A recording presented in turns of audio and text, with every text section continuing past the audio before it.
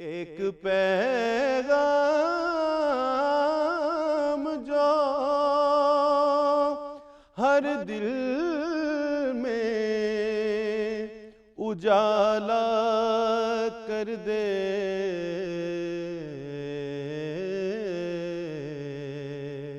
ساری دنیا کو سنانے کے لیے آپ آئے۔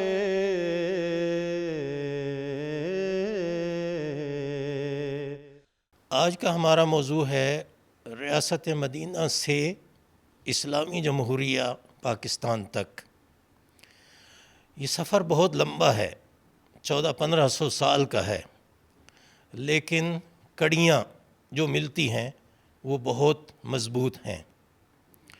جن بنیادوں پر ہمیں ریاست مدینہ بنتی ہوئی نظر آتی ہے، انہی بنیادوں پر پاکستان بنتا ہوا نظر آتا ہے۔ اور پاکستان بنانے میں جس طریقے سے معیشت، معاشرت اور مذہب کا کردار ہے، اسی طریقے سے ہمیں نظر آتا ہے کہ نبی کریم صلی اللہ علیہ وسلم نے ایک دین کی دعوت شروع کی جو دین اسلام کا تکمیلی مرحلہ تھا، حضرت آدم علیہ السلام سے شروع ہوا تھا۔ نبی کریم صلی اللہ علیہ وسلم پر اس کی آ کر تکمیل ہوئی، اور آپ نے بتایا الیوم اکملت لکم دینکم واتممت علیکم نعمتی۔ اللہ تعالیٰ نے اپنا دین مکمل کر دیا حضرت محمد صلی اللہ علیہ وسلم پر، اور یہ اللہ تعالیٰ کی نعمت تھی، اور اللہ تعالیٰ نے اسلام کو بطور دین پسند کر لیا۔ یہ دعوت تھی جو نبی کریم صلی اللہ علیہ وسلم لے کر اٹھے تھے۔ اس دعوت کے فکری پہلو بھی تھے، علمی پہلو بھی تھے، اور تطبیقی، اطلاقی اور عملی پہلو بھی تھے۔ جب عملی طور پر اس کو نافذ کرنے کا وقت آیا اور اس کو معاشرے میں آزمانے کا وقت آیا، تو مکہ مکرمہ میں اس کی فضا سازگار نظر نہیں آئی۔ نبی کریم صلی اللہ علیہ وسلم کو اللہ تعالیٰ نے دل میں ڈالا کہ انہوں نے طائف اور مکہ سے بڑھ کر اس کو وسعت دینے کی کوشش کی، اور وسعت دیتے ہوئے حج کے موقع کو استعمال فرمایا۔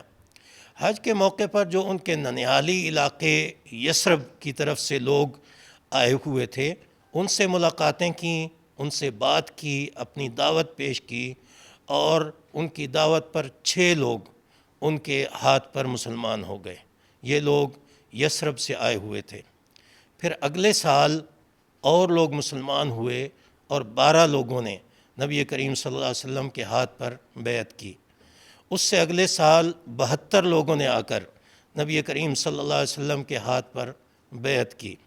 اور ہم یہ کہہ سکتے ہیں کہ جس طرح ریاست مدینہ بنانے میں بھی خواتین کا کردار تھا مردوں کے ساتھ، اسی طرح پاکستان کی تحریک چلانے میں بھی مردوں کے ساتھ خواتین کا کردار تھا، کیونکہ جن 72 لوگوں نے نبی کریم صلی اللہ علیہ وسلم کی بیعت کی، ان میں 2 خواتین بھی تھیں جنہوں نے نبی کریم صلی اللہ علیہ وسلم کی بیعت کی۔ اور وہ بیعت جو ہے صرف اس طرح نہیں ہوتی تھی کہ آپ ہماری دینی اصلاح فرمائیں گے، آپ ہماری روحانی اصلاح فرمائیں گے، بلکہ وہ سمع و طاعت کی بیعت ہوتی تھی۔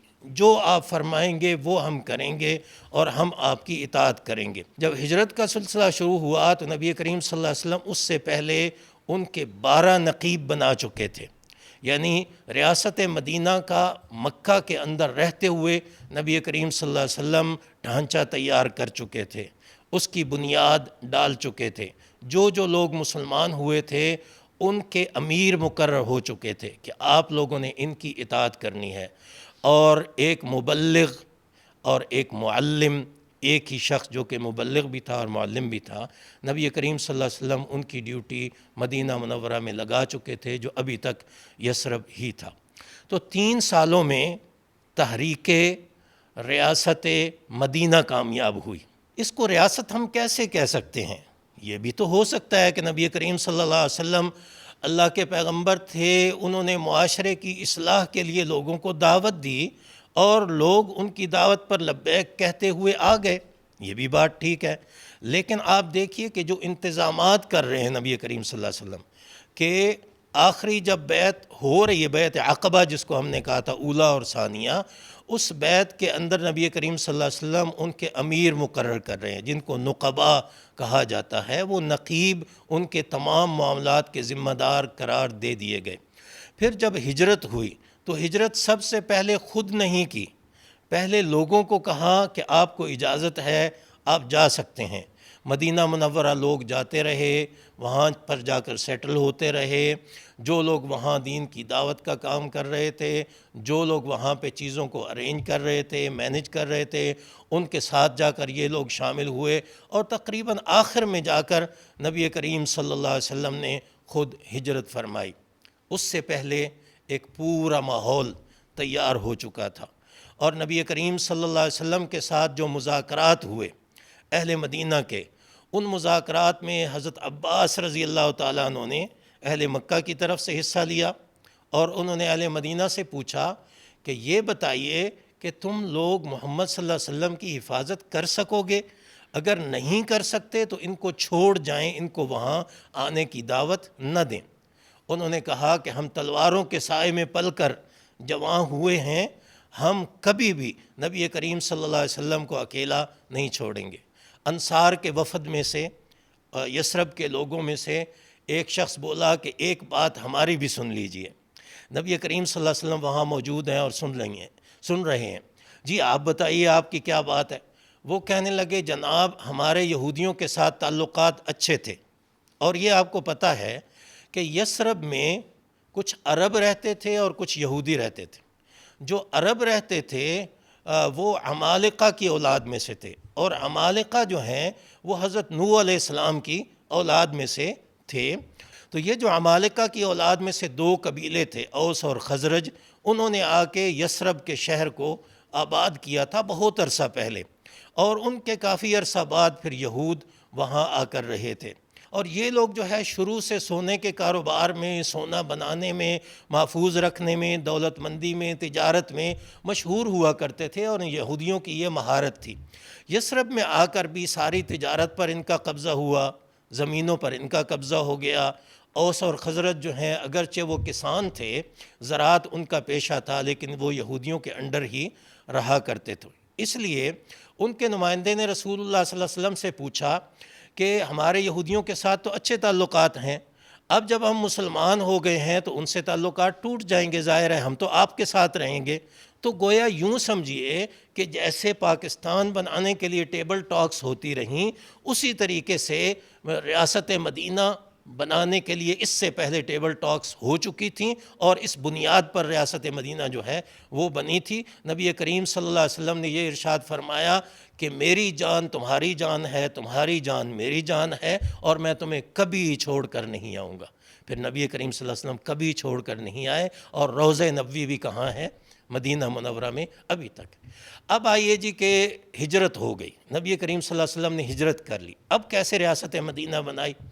3 ڈاکومنٹس ہیں جو کہ ہمیں ریاست مدینہ کے دستور کے طور پر ہم سمجھ سکتے ہیں۔ ایک ڈاکومنٹ ہے میثاق مدینہ کا، دوسرا ڈاکومنٹ ہے مواخات مدینہ کا، اور تیسرا ڈاکومنٹ ہے نبی کریم صلی اللہ علیہ وسلم نے جب خطبہ حجۃ الوداع دیا، اور جس کے اندر انہوں نے اعلان فرمایا کہ آج دین مکمل ہو گیا ہے، اللہ تعالیٰ کی طرف سے بھی یہ اعلان آ گیا۔ تو ان تینوں ڈاکومنٹس کو ہم دستوری ڈاکومنٹ کہہ سکتے ہیں کہ یہ ریاست مدینہ کے دستوری ڈاکومنٹ تھے۔ جو لوگ مکہ مکرمہ سے آ رہے تھے ان کے پاس علم زیادہ تھا، مدینہ والوں کے پاس اتنا علم نہیں تھا۔ ان کے پاس جو علم تھا وہ یہودیوں سے حاصل کرتا تھا، اور زیادہ تر اسی بات پہ مشتمل تھا کہ ایک نبی آخر الزمان آنے والے ہیں، اور ہم ان کے ساتھ مل کے سارے لوگوں پر فتح حاصل کریں گے۔ اس کا قرآن مجید میں بھی ذکر ہے، وَمِن قَبْلُ كَانُوا يَسْتَفْتِحُونَ عَلَى الَّذِينَ كَفَرُوا، قرآن مجید کے اندر موجود ہے۔ ان کے پاس علم تھا، مکہ والوں کے پاس، مہاجرین کے پاس۔ نبی کریم صلی اللہ علیہ وسلم سے انہوں نے 13 سال پڑھا تھا، قرآن مجید نازل ہو رہا تھا، نبی کریم صلی اللہ علیہ وسلم تربیت فرما رہے تھے، نبی کریم صلی اللہ علیہ وسلم ان کو اٹھنے بیٹھنے کے طریقے بتا رہے تھے، اخلاق سکھا رہے تھے، اپنی زندگی ان کا نمونہ تھی۔ انہوں نے 13 سال تربیت حاصل کی تھی۔ اب مدینہ والوں کو یہ لوگ وہ سارا سبق بھی پڑھا رہے ہیں، علم بھی سکھا رہے ہیں، وہ تربیت بھی دے رہے ہیں۔ اور اس کے علاوہ معاشی لحاظ سے وہ کامیاب تاجر لوگ تھے. مکہ والے کامیاب تاجر تھے، وہ اپنی تجارت کے طریقے بھی مدینہ والوں کو سکھا رہے ہیں. اب مدینہ والے جو لوگ ہیں ان کے مزاج کے اندر نرمی، ان کے اخلاق کے اندر حسن جمال، وہ مکہ والے جو ہیں ان سے سیکھ رہے ہیں. اور معیشت کے لحاظ سے وہ زراعت پیشہ تھے اور زراعت کے بہت ماہر تھے، کھجوروں کے بڑے بڑے باغات تھے، بڑی بڑی کھیتیاں تھیں. پھر ان دونوں چیزوں نے مل کے کیا کیا کہ یہود جو کہ ساری مارکیٹوں پر قابض تھے، یہود جو کہ ساری زمینوں پر قابض تھے، سارا سونا چاندی سارا پیسہ ان کے پاس ہوا کرتا تھا، تو ان لوگوں نے یہود کی جگہ لینا شروع کی. اور پہلے یہود نے جن چیزوں پہ قبضہ کیا ہوا تھا اب ان کا قبضہ نہ رہا. اب اس بیس پہ یہ مدینہ کی ریاست چلنے لگی کہ جس کو جو صلاحیت ہوگی اس کو صلاحیت کے اظہار کا پورا موقع ملے گا. سود کا نظام چلتا تھا، یہودی جو ہیں وہ سود دیتے تھے، لوگ ان سے سود پہ قرض لیا کرتے تھے. یہ سلسلہ کچھ عرصے تک نبی کریم صلی اللہ علیہ وسلم نے اس کو نہیں چھیڑا اور چلنے دیا. آگے جا کے جو تیسرا ڈاکومنٹ ہم نے بتایا اس کے اندر نبی کریم صلی اللہ علیہ وسلم نے پورے سود کو ختم فرما دیا. تو یہ بھی دیکھیے کہ ریاست مدینہ کا ایک طریقہ یہ بھی تھا کہ وہ گریجولی چل رہی تھی، یعنی انقلابی تبدیلی نہیں لائے، اگرچہ تیزی سے آ رہی تھی. 3 سالوں میں تو ریاست مدینہ بن گئی اور 3 سالوں میں اوس اور خزرج کے اکثر لوگ ہی مسلمان ہو گئے. کچھ باقی تھے جو یہودی تھے، کچھ ایسے تھے جو کہ کسی دین پہ وہ جو ہے ایمان نہیں رکھتے تھے، لیکن نبی کریم صلی اللہ علیہ وسلم کو انہوں نے تسلیم کیا کہ ٹھیک ہے جی آپ ہمارے سربراہ ہوں گے. جو مواخات مدینہ کرائی، جو میثاق مدینہ کرایا، ان سب میں یہ طے پایا اور سب نے بات مانی کہ ہمارا مذہب کوئی بھی ہو، جب ہم میں جھگڑا ہوگا، کوئی کیس ہوگا، کوئی تنازع ہوگا، تو اس کا آخری فیصلہ جو ہے وہ کون کرے گا؟ وہ حضرت محمد صلی اللہ علیہ وسلم کریں گے. اور نبی کریم صلی اللہ علیہ وسلم نے یہود کو مذہبی آزادی دی. یہود کے ساتھ جو بات چلی، جو معاہدہ ہوا، وہ یہ تھا کہ ہم مدینہ والے سارے مل کر ایک امت ہوں گے، ایک قوم ہوں گے، جو معاہدے میں آ رہے ہیں. اور پھر اس کے ساتھ ایک گنجائش رکھی، آپ لوگ اپنا دستور پڑھیں نا پاکستان کا، اس کے اندر بھی لکھا ہو پاکستان فلاں فلاں علاقوں پر مشتمل ہوگا، اور اس میں گنجائش ہوگی کہ اگر کوئی اور علاقے اس کے ساتھ آ کے شامل ہوتے ہیں. ریاست مدینہ کا جو دستور بن رہا ہے اس کے اندر بھی ہمیں پتہ چل رہا ہے، نبی کریم صلی اللہ علیہ وسلم لکھ کر دے رہے ہیں کہ جناب فلاں فلاں قبیلے جو ہیں، سارے مہاجرین کو ایک قبیلہ قرار دیا. انصار کے جتنے قبیلے تھے ہر قبیلے کو کہا کہ آپ لوگ اپنی اپنی جگہ رہیں گے، ایک دوسرے کے ساتھ آپ مکس نہیں ہوں گے تاکہ تنظیم اور ترتیب قائم رہے. لیکن جہاں جہاں آپ جس کمیونٹی میں رہیں گے اس کی ذمہ داری ہوگی کہ وہ ایک دوسرے کی مدد کرے. اس کو امپلیمنٹ کرنے کی ضرورت ہے قرارداد مقاصد میں بھی، اور جو اس کا جزو نہم ہے ہمارے دستور کا، اس کے اندر بھی ہمارا دستور اس بات کی ضمانت دیتا ہے کہ مسلمانوں کو ان کی انفرادی اور اجتماعی زندگیاں قرآن و سنت کے احکام کے مطابق بنائی جائیں. صلح حدیبیہ تک سلسلہ بہت اچھا اس طریقے سے چلتا رہا کہ مکہ والے جو ہیں وہ دشمنی کرتے تھے نبی کریم صلی اللہ علیہ وسلم کے ساتھ، تو یہودی ان کا ساتھ نہیں دے سکتے تھے کیونکہ یہاں معاہدہ ہو چکا تھا. تو سیاسی بصیرت دیکھیے نبی کریم صلی اللہ علیہ وسلم کی کہ کس انداز سے منظم اور مرتب کیا اور پھر اس کو اچھے انداز سے چلایا. تعلیم کے نظام کی طرف ہم آ جاتے ہیں. ایک تو تعلیم کا نظام یوں کر دیا کہ ہر بندہ دوسرے کو سکھائے اور وہ اس سے سیکھے. ایک تعلیم کا نظام اجتماعی چلایا اور مسجد کو اس کی بنیاد قرار دیا. مسجد جو ہے اس میں نبی کریم صلی اللہ علیہ وسلم جب خود نماز پڑھنے آتے تھے تو کچھ دیر پہلے آ جاتے تھے اور کافی دیر بعد میں بیٹھے رہتے تھے. صحابہ ان کے آس پاس جمع ہو جاتے تھے، کوئی آیت نازل ہوتی تو وہ ان کو بتاتے، اس کو فلاں صورت میں فلاں آیت کے بعد لکھ دو، اس کے بعد فلاں آیت آئے گی. اچھا، مسجد نبوی جو ہے وہ ہر وقت کی یونیورسٹی تھی. نبی کریم صلی اللہ علیہ وسلم ہوتے یا نہ ہوتے، صحابہ کرام جب بھی فارغ ہوتے وہاں آ کے بیٹھ جاتے. اس کے ساتھ ساتھ انسٹرکشنز چلتی رہیں. یہ جتنی ہم چیزیں کہہ رہے ہیں نا، معیشت کہیں، معاشرت کہیں، سیاست کہیں، ان کے ایک تو عملی پہلو تھے، دوسری طرف ان کے فکری پہلو تھے. قرآن مجید اور سنت کی روشنی میں نبی کریم صلی اللہ علیہ وسلم ان کو ساری چیزیں جو ہیں وہ بتا رہے تھے کہ آپ نے کس طریقے سے معیشت چلانی ہے، آپ نے کس طریقے سے معاشرت چلانی ہے، آپ نے کس طریقے سے سیاست چلانی ہے. تو مسلمانوں کو کہا کہ آپ لوگ تو الگ الگ اپنا آپس میں کوآپریشن رکھیں گے اور یہ فلاح جو ہے یہ مسلمانوں تک محدود ہوگی. لیکن جو مدینے کی حد تک ہے وہ فلاح سب کی ہوگی. کوئی کسی بھی مذہب سے تعلق رکھتا ہے تو جو ہمارے اجتماعی معاملات ہیں ان میں ہم سب کی مدد کریں گے, اس میں کسی مذہب کی کوئی قید جو ہے وہ نہیں ہوگی. مسجد کو میں نے عرض کیا کہ بنیادی کردار دیا. اسی طریقے سے اجتماعی عبادات ہیں. وہ کیا ہوتا تھا, اجتماعی عبادات کے سماجی اثرات ہوتے تھے. مثلا نماز جماعت کے لیے پڑھنے آتے ہیں تو نبی کریم صلی اللہ علیہ وسلم کو پتہ چل جاتا کہ فلاں بندے نے جماعت سے نماز نہیں پڑھی تو اس کو بلا لیتے تھے کہ تم جماعت میں کیوں نہیں آئے تھے. اس کا یہ صرف مقصد نہیں تھا کہ اس سے نماز پڑھوانی تھی, مقصد یہ تھا کہ جماعت میں آنے کے بعد وہ ایک دوسرے سے ملتے تھے, بچے ٹھیک ہیں, آپ ٹھیک ہیں, سسٹم ٹھیک چل رہا ہے, معیشت ٹھیک چل رہی ہے, اور کوئی تکلیف تو نہیں ہے, کوئی مسئلہ تو نہیں ہے. اچھا جی پتہ چل جاتا کہ فلاں تو بیمار ہے تو سارے جمع ہو جاتے, جی کہتے چلیں اس کو پوچھ کے آتے. تو یہ سماجی مسائل تھے, یہ فلاحی مملکت ہے. تو اگر ہم پاکستان میں آتے ہیں تو پاکستان میں اس کا میکنزم دستور کے اندر موجود ہے, اور ایک وزارت بھی ہمارے پاس ہے جس کو وزارت مذہبی امور کہتے ہیں.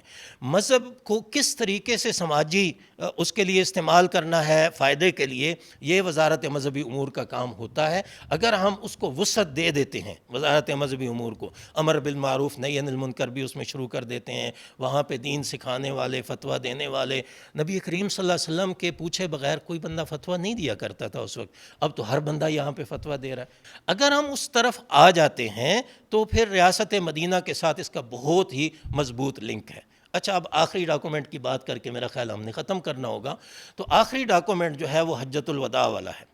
حجۃ الوداع کے دن کیا کیا, یہ فرمایا کہ دیکھو بھائی, کالے کو گورے پر کوئی فضیلت نہیں ہے, سب ایک جیسے ہیں, اور گورے کو کالے پر کوئی فضیلت نہیں ہے. یہ یوں سمجھیے کہ جیسے ہمارے دستور میں ترامیم ہوتی چلی جاتی ہیں. 1973 میں دستور بنانا, اس کے بعد ضرورت کے تحت ہم ترامیم کرتے چلے جا رہے ہیں. تو یہ آخری ترمیم تھی جو نبی کریم صلی اللہ علیہ وسلم نے اس کے اندر کیا, اضافہ اس کے اندر کیا, انیکس لگایا ہے. تو کالے کو گورے پر, گورے کو کالے پر کوئی فضیلت نہیں ہے, عربی کو اجمی پر, اجمی کو عربی پر کوئی فضیلت نہیں, الا بالتقوی. اگر کالا تقوی والا ہے تو وہ بڑا آدمی ہے, اگر گورا تقوی والا ہے تو وہ بڑا آدمی ہے, اگر مالدار تقوی والا ہے تو اللہ کے نزدیک اس کی قدر ہے, اگر غریب آدمی تقوی والا ہے تو اللہ کے نزدیک اس کی قدر. نبی کریم صلی اللہ علیہ وسلم نے جو فلاحی کام کیے ان کے اندر ایک تو لوگوں کو آپس کے اندر جوڑنا تھا کہ ایکسچینج کریں, اپنی ایکسپرٹائز جو ہے وہ ان کو ایکسچینج کریں, اور دوسرا جو ہے نبی کریم صلی اللہ علیہ وسلم نے دو طریقے بنائے کہ زکوٰۃ, صدقات, عشر وغیرہ یہ جو تھے یہ انتہائی غریبوں کو دیے جاتے تھے اور پرسنل یوز کے لیے, نہ یہ کہ مکان بنا کے دو, فلاں دو, وہ خود بنانا چاہیں تو بے شک بنائیں. ایک چیز جو نبی کریم صلی اللہ علیہ وسلم کے ہاں پائی جاتی ہے وہ یہ تھا کہ پرسن ٹو پرسن اسسٹنس. مثلا یہ ہے کہ اس میں پیسہ انوالو نہیں ہوتا تھا. کوئی مہمان آیا تو کسی کو کہا بھائی آج یہ مہمان آپ کا ہے, آپ کے ساتھ جائے گا. کسی کو کوئی مدد کی ضرورت ہے تو آپ اس کے ساتھ چلے جائیں, تھوڑی سی اس کی مدد کر دیں, اس کا سامان اٹھوا دیں, اس کو فلاں کر دیں, اس کو فلاں کر دیں. اس چیز کا آج کل ہمارے ہاں جو ہے وہ فقدان ہے. ان چیزوں کو آگے لانے کی ضرورت ہے. تو ریاست مدینہ کے یہ شروعات ہیں نبی کریم صلی اللہ علیہ وسلم کا عہد مبارک جو ہے. پھر ہے خلفائے راشدین کا دور, اور خلفائے راشدین نے بالکل اسی طرز پہ چلایا جس طرز پہ نبی کریم صلی اللہ علیہ وسلم نے چلایا. لیکن یہ دیکھیے کہ دستور میں ترامیم چلتی رہی ہیں. دستور بنا دیا, بنیادی اصول بنا دیے, اور یہ وہ بنیادی اصول جو ہیں پھر مسلمان حکمران جو ہیں وہ چلاتے رہے, اور آج ہم پاکستان پہ پہنچے. تو میرا خیال ہے کہ یہ ہے بیسک کانسیپٹ. تو یہ اگر 4-5 ایریاز ہم متعین کر کے اس کے اوپر آپ لوگ مطالعہ کریں, ہم لوگ کریں, اور اس کو ڈسکشن کیا کریں, تو ریاست مدینہ کا بنیادی ڈھانچہ جو ہے وہ کھل کر ہمارے سامنے آ جائے گا. بہت شکریہ, اور اب میں چاہتا ہوں کہ کچھ سوالات آپ لوگوں کے آ جائیں تو وہ لے لیں. پاکستان بناتے وقت جس طرح کی وحدت کا مظاہرہ ہم نے کیا تھا اور جس طرح کی یکجہتی کا مظاہرہ ہم نے کیا تھا, کیا وجہ ہے کہ ہم بعد میں گروہوں میں اور مختلف قسم کی گروپس میں تقسیم ہو گئے؟ پاکستان بناتے ہوئے لیڈران نے ہر طبقے سے خود ملاقاتیں کی, ان کی باتیں سنی, اور باتیں سننے کے بعد ان کو جمع کرنے کے حل جو ہیں وہ پیش کیے. صرف مسلمانوں سے نہیں بلکہ غیر مسلموں سے بھی ملے. قائد اعظم سکھوں سے ملتے رہے، ماسٹر تارا سنگھ وغیرہ کی باتیں مشہور ہیں۔ دوسرا موقع میں آپ کو عرض کر دیتا ہوں کہ جب دستور بن رہا تھا اس وقت یہ مسئلہ اٹھا تھا کہ اگر اسلام کو ہم ریاستی مذہب بنائیں گے تو پھر اس کے اندر تو فرقے ہیں، فرقوں کی بنیاد پہ کیسے ہم دستور بنا سکتے ہیں اسلامی؟ تو اس وقت 22 نکات 31 علماء نے طے کیے تھے، اور ان 31 علماء میں تمام مکاتب فکر کے علماء جمع ہوئے تھے، کسی ایک میٹنگ میں نہیں بلکہ ان کی 10 میٹنگز ہوئی تھیں، اور اس کے بعد 22 دستوری نکات انہوں نے بنا کر دیے تھے جو بالکل متفقہ تھے۔ بعد میں تو دستور ہمارا جو ہے ہر فرقے کو پرسنل لاز میں اجازت دیتا ہے کہ اپنی اپنی انٹرپریٹیشن دے دیں۔ ایک آپ کے پاس یہ مثال ہے، ایک آپ کے پاس مثال ہے کہ ختم نبوت کی تحریک چلی تھی۔ ختم نبوت کی جب تحریک چلی تھی اس میں کوئی شیعہ سنی بریلوی دیوبندی نہیں رہا تھا، سب نے مل کر تحریک چلائی کہ نبی کریم صلی اللہ علیہ وسلم ہم سب کے ہیں اور وہ خاتم النبیین ہیں، ہم اس بات کو ثابت کرنے کے لیے اپنی جان قربان کریں گے، اور وہ سارے کے سارے لوگ جو ہیں اس سٹیج پر موجود ہیں۔ اسلامی نظریاتی کونسل ایک آئینی ادارہ ہے، اس کی جو کمپوزیشن ہے اس کے اندر ضروری ہے کہ جتنے مکاتب فکر ہیں ان کی نمائندگی ہو، شیعہ سنی بریلوی دیوبندی اہل حدیث وہاں پہ ممبر ہوتے ہیں، اور وہ بیٹھتے ہیں، کبھی ہم نے ان کو لڑتے ہوئے نہیں دیکھا، وہ بیٹھ کر اکٹھے فیصلے کرتے ہیں، اور وہ دیکھتے ہیں کہ کس کی رائے جو ہے وہ زیادہ حالات حاضرہ کے زیادہ قریب ہے، اس کی رائے کو اختیار کر لیا جاتا ہے اور اس پر فیصلہ ہو جاتا ہے۔ سر میرا کویشچن یہ ہے، جیسے ریاست مدینہ کی بات ہو رہی ہے کہ جو نظام نبی کریم صلی اللہ علیہ وآلہ وسلم نے قائم کیا تھا اور اپنایا تھا، کیا آج کے دور میں اور ہم جیسے انسانوں کے لیے وہ نظام قائم کرنا یا اس پہ عمل کرنا ممکن ہے؟ دین کی دو چیزیں ہوتی ہیں، ایک نصوص ہوتی ہیں، نصوص ان کو کہتے ہیں جو بیسک ٹیکسٹ ہے، آپ کے اصول ہیں، وہ اصول ہیں وہ تو اسی طرح لاگو ہوتے ہیں، ان میں اجتہاد کام نہیں کر سکتا، اور اس کے بعد جو نئے نئے مسائل آتے ہیں اس کے لیے اجتہاد کام کرتا ہے۔ اجتہاد کی پھر بیسز بنائی گئی ہیں، جیسے قانون بناتے ہیں نا، تو قانون کسی نہ کسی بنیاد پر بنایا جاتا ہے، اسی طریقے سے اجتہاد جو ہے وہ بھی قانون سازی کا ایک طریقہ ہے۔ جن اصولوں پر نبی کریم صلی اللہ علیہ وسلم نے ریاست مدینہ کو چلایا تھا، انہی اصولوں کو بنیاد بناتے ہوئے ہم اجتہاد کرتے چلے جائیں گے۔ آج تک اجتہاد ہوتا رہا ہے اور چلتا رہا ہے۔ ہماری قانون سازی جو ہے، علامہ اقبال نے بتایا تھا کہ یہ اجتہاد کی بنیاد پر ہونی چاہیے، تو یہ کوئی مشکل کام نہیں، قیامت تک کے لیے موجود ہے، ہو سکتا ہے۔ میرا سوال ہے سر، ریاست کی اسلامی تشکیل ہے جو، اس تشکیل میں اسلامی نظریاتی کونسل کا ادارہ کس حد تک مؤثر ہے؟ اسلامی نظریاتی کونسل کے ذمے یہ ہے، 4 کام ہیں اس کے ذمے۔ ایک کام یہ ہے کہ مسلمانوں کی انفرادی اور اجتماعی زندگیاں کیسے اسلامی تعلیمات کے مطابق بن سکتی ہیں۔ دوسرا کام اس کے ذمے یہ ہے کہ اسلامی احکام کو ایسے طریقے سے مرتب کر دے کہ قانون سازی میں اگر ان کو اسی طرح استعمال کرنا چاہیں تو استعمال ہو سکیں، وہ بھی کونسل نے کیا ہے۔ تیسرا کام یہ ہے کہ 1973 کے آئین سے پہلے جتنے قوانین ملک میں چل رہے تھے انگریز کے دور سے آئے ہوئے، وہ قوانین جو ہیں کس طرح ہم اسلام کے مطابق بنا سکتے ہیں، اس کے لیے ایک رپورٹ دینی ہے، وہ بھی کونسل دے چکی ہے۔ جو نئی قانون سازی ہوتی ہے تو پارلیمنٹ یا صدر یا کوئی گورنر یا کوئی صوبائی اسمبلی کونسل کو سوال بھیجتی ہے کہ جو بل ہم نے بنایا ہے اس میں قرآن و سنت کے خلاف تو کوئی چیز نہیں ہے، اگر ہے تو پھر آپ ہمیں بتا دیں اور کس طریقے سے اس کو صحیح کیا جا سکتا ہے۔ بہت سارے ادارے ہیں جو کونسل کی سفارش پر بنے ہیں، آپ کی انٹرنیشنل اسلامک یونیورسٹی، آپ کی شریعہ اکیڈمی، آپ کی وزارت مذہبی امور، آپ کی فیڈرل جوڈیشل اکیڈمی، آپ کا لا اینڈ جسٹس کمیشن، اسی طریقے سے بہت سارے قوانین ہیں جو اسلامی نظریاتی کونسل کی سفارش پر بنے ہیں۔ کئی قوانین میں ترمیم ہوئی ہے۔ ریاست مدینہ اور اسلامی جمہوریہ پاکستان کا آپس میں تعلق کیا ہے اس کا تھوڑا سا ہمیں پتہ چل گیا، تو عربی میں کہتے ہوتے ہیں وقس علی ذالک، اسی پر قیاس کر کے باقی چیزیں ساری کی ساری دیکھ لیں کہ ہمارا دستور اور ریاست مدینہ کی یہ تینوں دستاویزات جو ہیں کافی حد تک ایک دوسرے سے مماثل ہیں، لیکن ہمارے اندر کمزوری کہاں ہے کہ وہاں پہ تعلیم بھی ساتھ ساتھ ہو رہی تھی اسی دستور کی، اور امپلیمنٹیشن بھی ساتھ ساتھ ہو رہی تھی۔ ہمارے ہاں امپلیمنٹیشن کی کمی ہے، گورنمنٹ کچھ لگی ہوئی ہے آہستہ آہستہ، اس میں ہم بھی اپنا کردار ادا کریں، انٹلیکچولی ہم کر لیں تو انشاءاللہ ہم اس میں کامیاب ہو جائیں گے۔ میں اسی پر اکتفا کرتا ہوں، بہت شکریہ۔ ایک مدت سے بھٹکتے ہوئے انسانوں کو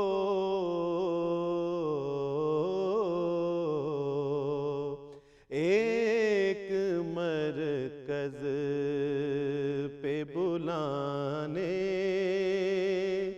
کے لیے